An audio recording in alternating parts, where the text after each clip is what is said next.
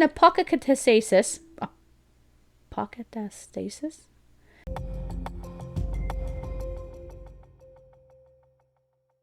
Hello, welcome to Sound and Fairy Book Reviews. As usual, I am Tina. Today I'm doing a book review of Telos by Arthur Lewis. This is a sci-fi post-apocalyptic book from 1987. It's from Arcana Books.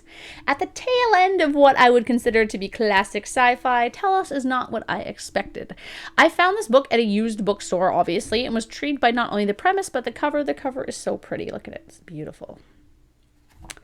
What is it about? The city of Telos covered the planet's surface. From overhead, as one descended, it seemed to stretch below to infinity. A gritty, grey, pockmarked city crisscrossed every step of the way with cracking pavement, bits of forlorn vegetation springing up only to die in the fetid, dense air.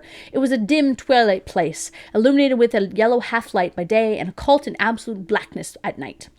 So begins Telos, at once end and beginning, a dying world of burning rain, sickness, and slow starvation, intimately conjoined to the primordial lives of the Manitil, a people living at the very dawn of time. While searching for a solution for the mythical green vault that is reputed to exist within the city, the dispossessed ruler of Telos discovers records of an ancient civilization. With 4 others, he is transported on an astonishing journey. 5 unlikely wanderers at the edge of time, and 5 at its beginning, one world passing into another in an endless and beginningless cycle. From Ovid's Metamorphosis and Platonic Great Year to the Indian Yugas, history has been conceived as passing from a golden age to an iron age, and then after an apocatastasis, oh my god, suddenly reversing to begin again a great renewal. Telos is not allegory, nor fact, nor fiction, but a reflection of the very nature of things. I had to redo that whole thing because it's kind of wild. It's massive on the back, but anyway. So yeah, this book is interesting. In truth, this is going to be very short because this novel is more philosophy in a way than actual story. There is a story, but the story is more to couch the argument than stand on its own, unfortunately. Yet, the novel has a fantastic opening paragraph and an interesting dilemma. What do people do when they know they're doomed? The people in this novel know the food is running out. They know their ability to reproduce is dwindling, and they are barely surviving, yet they continue on. The book follows the dispossessed leader of the last remaining civilization as he hunts through old books for the location of a mythical vault containing food stores, as I explained in the blurb. We also get a bit on a villain, a woman who pulls a coup on Alexandre, who is this leader. We have 2 kids also on the hunt for the vault, and 2 older adults from other factions teaming up to do the same. It's an artsy-fartsy book. There are long, sprawling descriptions and not a great deal of plot. Things happen, but more as vignettes than a continuous story. The amount of time that takes place between events is unspecified.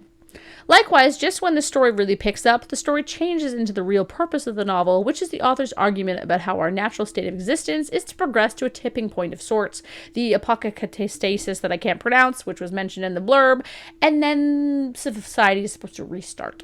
The novel leaves the apocalypse at this point that this is kind of introduced and travels to the ancient Mayans and other civilizations to show this death and rebirth cycle.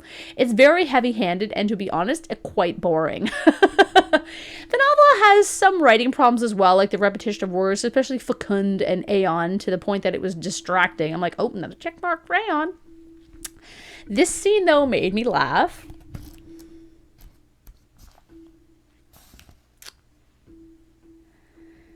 "I'd like that just for the night," said Mally. "In the morning, I'll leave for the palace." Suddenly, she wondered if they were arranging a sexual liaison, but the duel took no notice of her momentary confusion. He was, she decided, a kind man behind the mask he wore. Perhaps under all our masks we're all kindly and compassionate, she thought. Who knows? Who knows? I just thought it was funny. Yeah, that's the type of kind of language you would find in this book. Overall, unless you want a really short, kind of mind-bending expose into cyclical rebirth theory, this book isn't great. If you're really into cyclical rebirth theory, then you would probably love this book, but it's not really my jam. So yeah, I'm going to go into my classic sci-fi bingo. There's kind of some spoilers, but really there's no plot in this book, so it's not a lot. And it's not going to get a bingo, spoiler alert. But let's do it anyway. Outdated science. Nope, there's no science in this book at all. Spaceship blows up. There's no spaceships. Predicting social changes. Yes, in that it predicted that we'll just be one world and reduced to scavengers and warlords. I guess that's the social change. It does predict climate change as well, so there's that.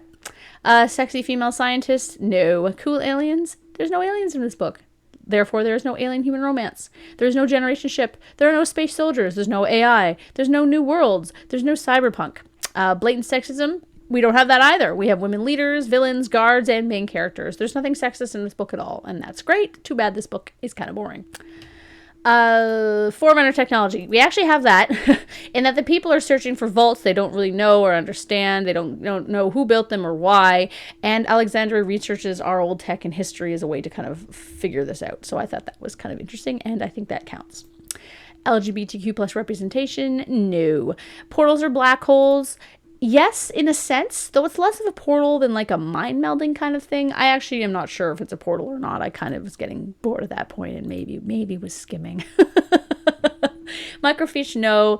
The male MC is kind of a dick. Nope. Alexandre or whatever his name is, and the other young boy are not dicks, so good for them. Racial equality, actually, yes. It seems that characters are of varied backgrounds and none of these are stereotypical, and so that was great. Plasma or other future weapons. No, people are killing each other with stones in this book. Post-apocalyptic? Indubitably. Bounty hunters or assassins? No. Galactic war? No. Tech similar to today? No. Does it pass the Bechdel test? Yes, it does. Now, my quick bonus. Come on. Reptile aliens? No. Female main character? Yes, there are a few main characters and half of them are women, so I would say yes. And convergent evolution? No. So as I said, no bingo this time. There's not even anything really interesting to talk about in this book, unless you really like cyclical rebirth theory, which I don't care about, so I'm not going to talk about it. And yeah, that's the end of this. I promise I will read a more exciting classic sci-fi next time. I've got some good ones on the roster here, and I don't know why I felt like reading this one this time. It just seemed cool. I mean, it is cool in a way, but not super cool. Anyway, thanks for watching.